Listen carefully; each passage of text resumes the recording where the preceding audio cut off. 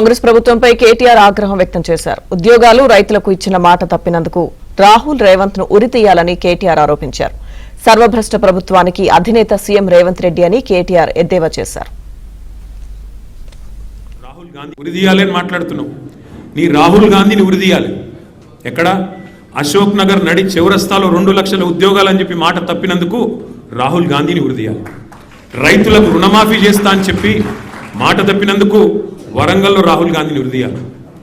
బీసీలకు 42% రిజర్వేషన్ అని చెప్పి మాట తప్పినందుకు మీ నాయకత్వాన్ని, కాంగ్రెస్ నాయకత్వాన్ని, రాహుల్ గాంధీని, రేవంత్ రెడ్డిని కామారెడ్డిలో ఉరితీయాలి. ఉరి తీసుకుంటూ పోతే 420 హామీలు ఎగ్గొట్టినందుకు 420 సార్లను నీ 420 కాంగ్రెస్ పార్టీని ఉరితీయాలి. కేసీఆర్ గారిని పట్టుకొని నోటికొచ్చినట్టు మాట్లాడుతూ పనికిమాలిన చెత్తవాగుడు వాగుతూ నిన్న శాసనసభలో ఆయన మాట్లాడిన మాట బాధ ఎక్కడ అంటే, సరే ముఖ్యమంత్రి ఒక అర్భకుడు, అంగుష్టమాత్రుడు, ఒక నికృష్టుడు, ఇవన్నీ మనకు తెలుసు. సర్వభ్రష్ట ప్రభుత్వానికి ఇవాళ అధినేత ఈ ముఖ్యమంత్రి.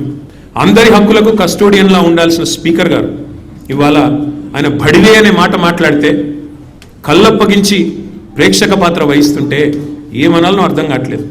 ఇది పార్లమెంటరీ భాషనా?